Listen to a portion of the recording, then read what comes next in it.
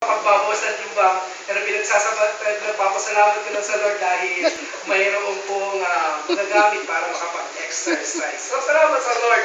Purihin po ang Panginoon.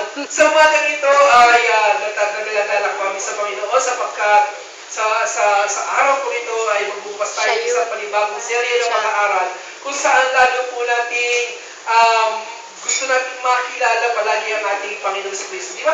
Yun naman ang pinaka-intensyon. Yun naman ang pinaka-dahilan.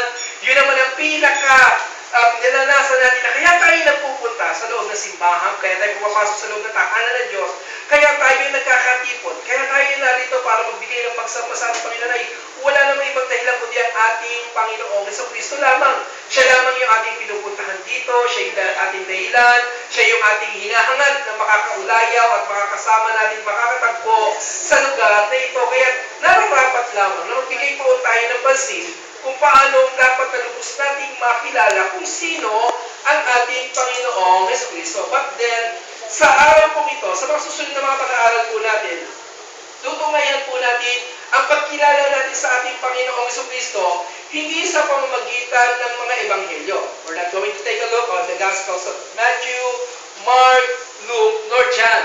We're going to take a look kung ano yung sinasabi ng mga epistles, ng mga letters. Titignan natin kung ano yung sinasabi ni Pablo at paano niya inilalarawan, kung paano niya ipinapakilala, kung paano niya ipinapahayag kung sino at ano ang ating Panginoong Jesucristo. Dapat nating matutunan, dapat nating makilala kung paano siya nakilala, kung paano siya nakita ng mga naunang mga apostol at kung paano ito ipinapangaral at kung paano ito ipinapahayag sa lahat ng mga mananampalataya. Kaya we're going to take a look on Jesus. Pag-aaralan po natin ang ating Panginoong Hesus. And sa umaga nito, we're going to take yung passages na makikita po natin sa aklat po ng Colosas. In the book of Colossians chapter 1, yung kaninang binasa po natin sa wikang Tagalog, hayaan niyo po ngayon na balikan ko po at basahin sa wikang Ingles. Sabi po rito, Christ is the visible image of the invisible God.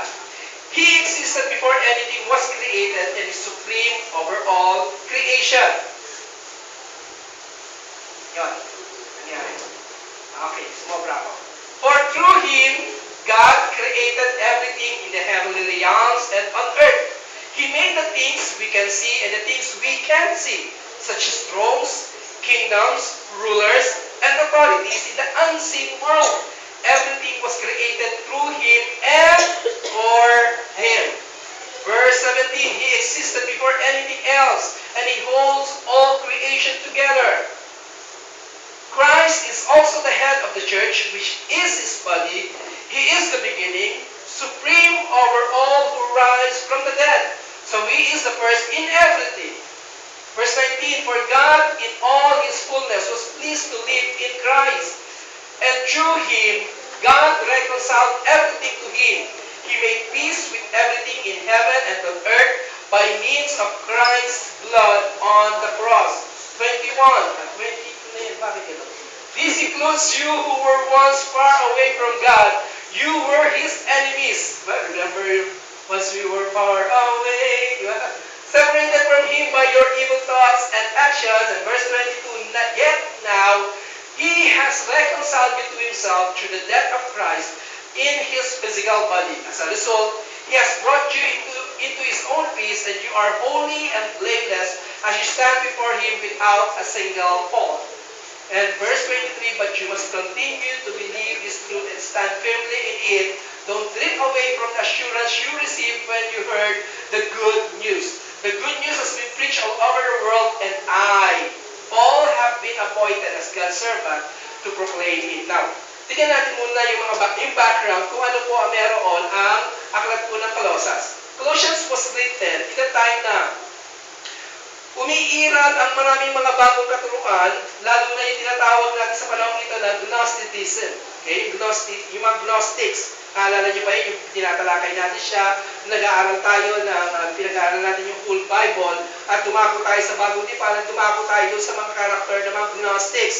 At ang mga Gnostics ay kiniklaim nila that they have this special revelation.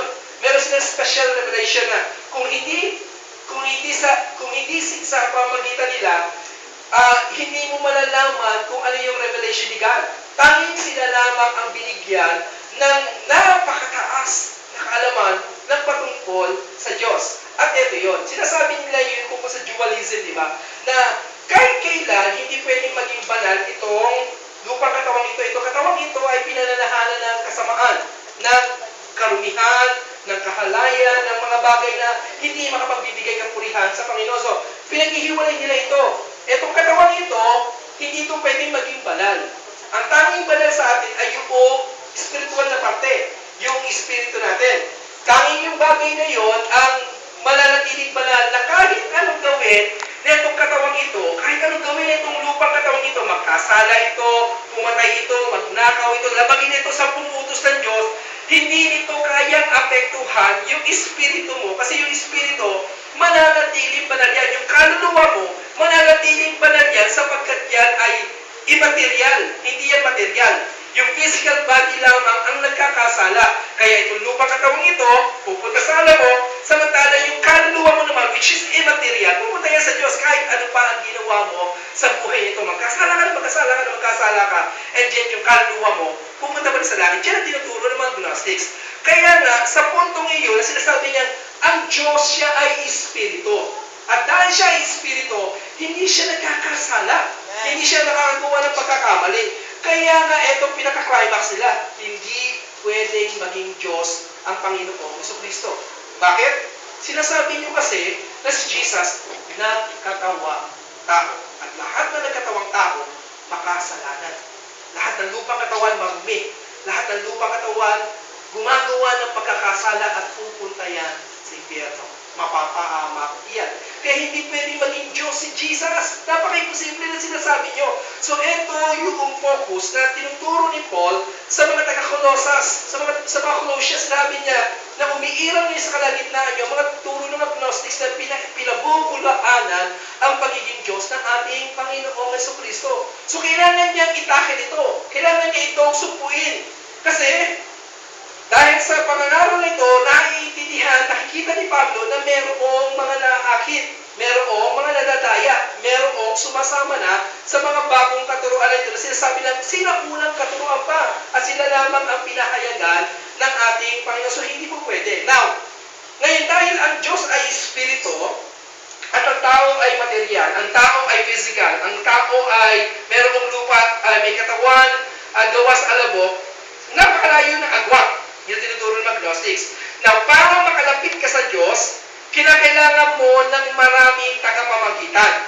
Iulitin ko po, maraming tagapamagitan. Ito tinuturo ng Gnostics. Sinasabi nila na, dahil ang Diyos ay espiritu, immaterial, at ikaw ay material, ikaw ay physical, kinakailangan ng maraming tagapamagitan mula sa Diyos patungo sa tao nang sa gayon ikaw ay makalapit. Kaya magsisimula yan sa hierarchy. Merong Diyos ng mga Diyos, merong Diyos, mas maliit sa mababang Diyos, mas mababang Diyos, hanggang sa unti-unting Diyos na tao, nagkakaroon ng demigods, tapos bababa ulit, paunti na paunti, pakiging Diyos niya, hanggang sa maging tao. So nakita natin yung step na paglapit sa Diyos sa kanila. So nagsisimula yan sa hindi masyadong Diyos, mas maraming tao, patungo doon sa pamamagitan na konti ang tao at mas maraming Diyos, at hanggang sa dulong-dulo, ayun na, ang Diyos na purong-puro. Maraming tagapamagitan. Kaya itong mga tao ito, sumasama sila sa mga angels, sa mga angelic beings, because ang mga angels, they are spirit beings, mga immaterial. In between, naniniwala sila kasama ang mga angels dito sa mga tagapamagitan patungo sa Diyos.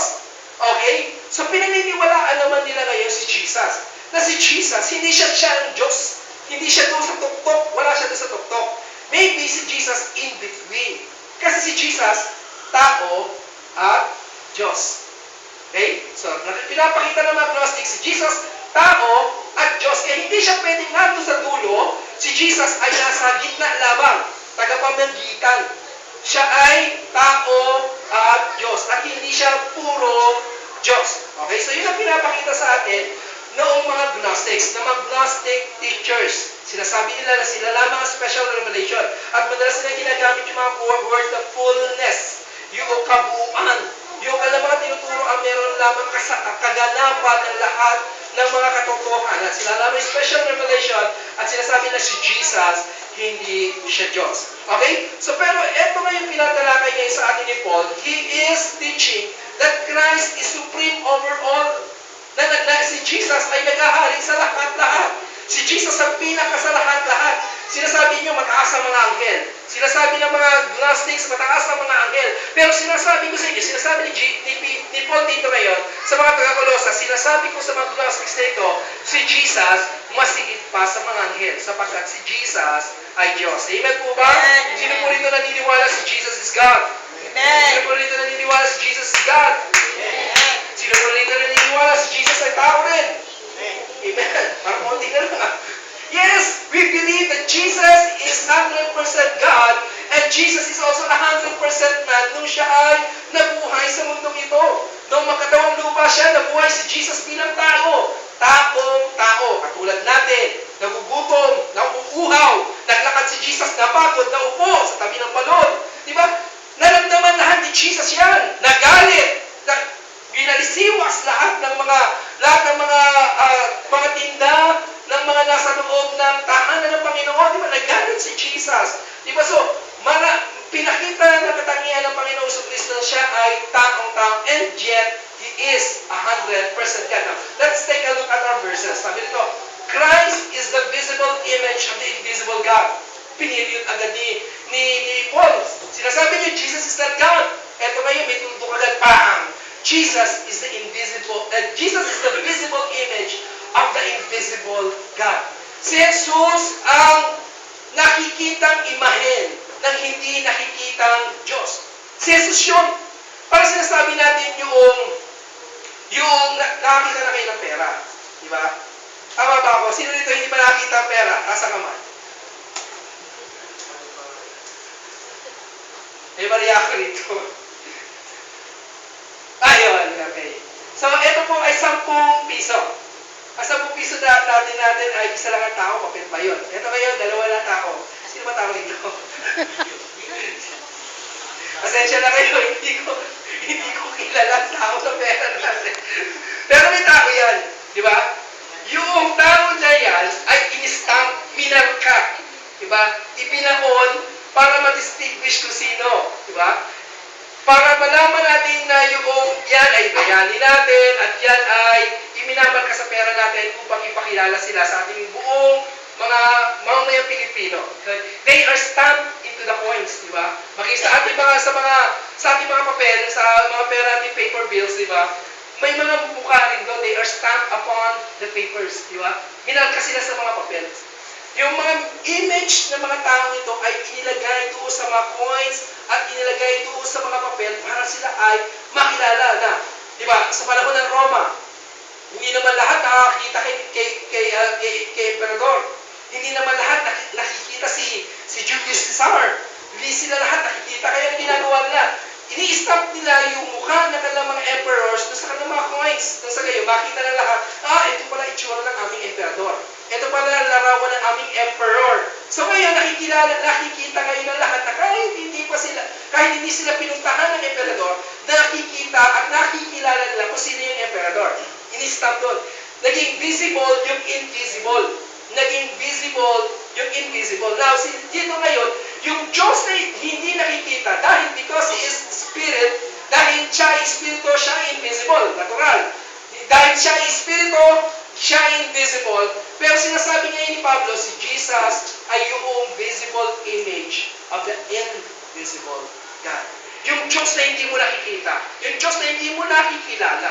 Sinasabi niya sa mga Gnostics, yung Diyos na hindi nakita ng tao, yung Diyos na hindi nakikilala ng tao, ito siya, ipinakita sa atin ng ating Panginoon sa Kristo. Kaya na when we're going to read the Gospel of John, si Jesus bumaba siya dito in chapter 1 para ipakilala niya ang Ama sa mga tao. And pagdating ng chapter 10 verse 30, sinasabi niya, I and the Father are one. Ako at ang Ama ay isa. Sinasabi ni Jesus, I am the visible image of the invisible God. Minarka, in-stamp niya rito sa niya. Si Jesus ang nagpakita, ang nagpakilala sa Diyos na hindi nakikita. He existed before anything was created and is supreme over all creation. Ano sinasabi dito ngayon? Si Jesus, bagamat nagkatawang tao siya, pero hindi siya kasama sa lahat ng mga nilikha. Diba? Lahat ng mga nilalang nilikha ng Diyos. Everything was created. When we read yung first book of the Old Testament, Genesis, sabi noon, in the beginning, God created the heavens and the earth. Tapos lahat ng bagay na meron tayo ngayon, lahat yung nilikha ng Diyos. Pero hindi kasama si Jesus na nilikha. Hindi kasama si Jesus. Bago si Jesus ay kasama sa mga lumikha ng lahat ng meron tayo ngayon. Paano naman nangyari? Sabi nung in the beginning, God created the heavens and the earth. O sundan natin, verse 2. And the Spirit of the Lord hovered over all the face of the earth. Sabi rin, andun yung banal na Espiritu. Nakita natin na God created everything. At ang banal na Espiritu naroon. O asan si Jesus? And God said. Yun yung pinaka-importante, no? And God said, bakit? Si Jesus is, in the beginning was the Word. And the Word was with God. And the Word was God. Ang salita ay Diyos. Siya yung spoken word doon. And everything was created. Nung sabihin ni God the Father, let there be light. Jesus yung word na yon. At nagkaroon ng light. Sabi niya, let there be sun, moon, and stars. And there was sun and moon and stars because of the spoken word. That is Jesus. Si Jesus, dahil kay Jesus, nagkaroon ng lahat ng meron tayo ngayon sa panahon natin ito. Ang galing ni Jesus, di ba? Hindi siya kasama sa mga nilalang, kundi siya ay naroon na kasama ng Diyos na lumalalang ng lahat ng bagay ito. And He is supreme over all creation. Si Jesus ang lahat. Si Jesus ay creator. Pinapakilala sa amin ng talatang ito. Si Jesus ay lumilikha. Si Jesus ay lumilikha. At siya ay supreme over all creation. For through Him, God created everything in the heavenly realms and on earth. Okay? Hindi lamang sa earth, kundi pati saan? Sa heavenly realms. So, natin, He made the things we can see and the things we cannot see. Ginawa ng ating Panginoon Jesus yung mga bagay na nakikita natin at yung mga bagay na hindi natin nakikita. Such as thrones, kingdoms, rulers, and authorities in the unseen world. Ano nga yung pinag-usapan, sinasabi ngayon dito ni Pablo?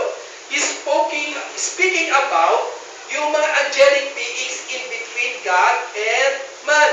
Na sinasabi ng mga Gnostics, mga mediators patungo kay Christ. Etong sinasabi niyo mga unseen beings. Etong mga sinasabi niyo mga thrones, mga kingdoms, mga authorities, mga rulers, na sinasabi niyong tagapamagitan patungo mula sa tao patungo sa Diyos.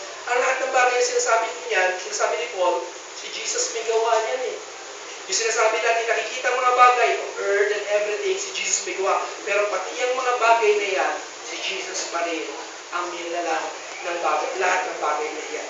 Jesus created everything. Everything was created through Him and for Him. Ang ganda ng ulitin nga natin, everything was created through Him and for Him.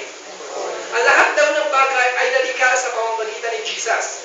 Amen kayo ron? Amen. Pero kaya nilikha ni Jesus ang lahat ng bagay na yan ay para din sa Kanya. Ikaw at ako at lahat ng bagay sa mundo ito, nilalang ng Diyos sa pamamagitan niya at para sa Kanya. You were created for God's purpose. Ikaw ay nilikha para sa layunin ng Diyos. Nung nilalang ka niya, ako na lang, pag-iinita mo na sarili ko, huwag na sa iba, baka sumablay ako eh. Nung nilalang ako ng Diyos, na ganito ang kulay ko, sinadya ng Panginoon na maging ganito ang kulay ko. Dahil, ewan ko, mas pogi yata ako pag ganito ang kulay ko. Kasi kung pumuti ako, hindi na ako pogi. Nilikha ako ng Diyos na ganito ang itsura ko. Bakit? Kasi mas pogi raw ako. Nilikha ako ng Diyos dahil sa ganitong kalagayan. Nilikha ako ng Diyos na ganito ang capacity para matuto. Bakit? Kaya, para magamit ko rin para may turo sa iba. Para magkaroon ako ng kasangkapan, para magamit para sa iba sa paghuhubog at pagtuturo patungkol sa nais ng kung anong kalooban ng Panginoon. Everything was created for God's purpose. Nilikha tayo ng Diyos dahil nilikha ka ng Diyos. Siguro magaling ka sa art, Binigyan ka ng talento ng Diyos para ikaw ay mahusay gumuhit, mahusay kung ano namang mga bagay para na may kinalaman sa art, di ba? Malamang binigay sa iyo ng Diyos yan para gamitin mo para sa Kanya. Para magbigay ng kaluwalhatian para sa Panginoon, everything that was given to you by God. Nung ginawa ka ng Diyos, meron siyang specific purpose sa iyo, di ba? Naalala niyo ba nung naglalaro kayo, naglalaro tayo ng mga bata natin na manyika. Well, sinong lalaki rito hindi naglaro ng manyika nung bata pa siya? Lahat naman eh. Lahat ng batang lalaki, nung bata pa siya, nasubukan maglaro ng manyika at bahay-bahayan sa mga kaibigan niyang mga babae. Diba? Yung mga manikang yan, diba? Mga tauhan, tawagin, diba? Nilalagyan natin yung designation. Itong manikang ito si tatay, itong manikang ito si nanay, ito si anak. May purpose tayo sa bawat mga manika na pinaglalaroan natin. Ito, karakter niya, ganito, matapang. Ito, karakter niya, mabait. Diba? Nilalagyan natin ng karakter. O kaya naman, minsan sinabi, ito, doktor. Ito, lawyer. Nilalagyan natin ng katakuhan. Nilalagyan natin ng katangian yung bawat mga laruan ating pinaglaruan. Di ba yun? Mga tauhan, pinaglalaruan natin yan. Ito naman, wala namang pakpak, pero pinalilipad natin, lumipad! Shhh! Gumagana ng imagination. Kahit walang pakpak siya, pinalilipad natin siya. Ganon tayo ka-imaginative. Ganon tayo ka-creative. Pero mas lalo na ang ating Diyos. Nung nililikha ka niya, nung inuhubog ka niya, nung inuhulma ka ng Diyos at inilalagay ka sa sinapupunan ng iyong ina, meron siyang purpose para sa iyo. Iniisip ka niya, ganito paglabas nito. Ito paglabas nito, ito magiging itsura niya, ito magiging kakayanan niya, ito magiging katalinuhan niya, ito ang mga bagay na ipinagkakalubusan niya. Gusto ko sana, pag lumabas na siya sa mundong ito, gamitin niya para sa ikapagbibigay ng kaluwalhatian para sa akin. God has you in His mind when He is creating you and forming you in the wombs of your mother. Nung inilalagay ka sa womb ng iyong nanay, sinasadya ng Diyos na maging ganyan ka. Sinadya ng Diyos na maging maliit. Sinadya ng Diyos na maging mataas. Sinadya ng Diyos na, di ba? Sinadya ng Diyos na ganito tayo. Dahil meron siya na yung God has created us through Him and for Him. Huwag natin kakalimutan yan. Hindi ka tayo Diyos through Him and for Him. Ano yan? At ba naglolo ka ba yan? Hoy, saan ako? Yeah. He existed before anything else, and He holds all creation together. Diba? Alala natin yan, He created all things. Diba? Nag-exist na siya, He is eternal. Pinapakilala rito. That Christ is eternal. Siya ay magpawalang hanggan. No beginning, no end. Siya ay naroon na bago pa ang lahat-lahat. Dapat natin maintindihan na wala pa ang mundo, wala pa ang tao, wala pa ang mga anghel, nandun ang Diyos. Wala pang panahon, wala pang taon, wala pang kasaysayan, nandun na ang Diyos. Nandun na siya, present na siya doon. Pero nandun sinabi ron, no? And He holds all creation. Kaya hindi nagbabanggaan pa mga planeta ngayon dahil God is holding all creation together. Kaya hindi pa sumasabog ang lahat ng mga bulkan at ginugulaw ang buong mundo because God is holding all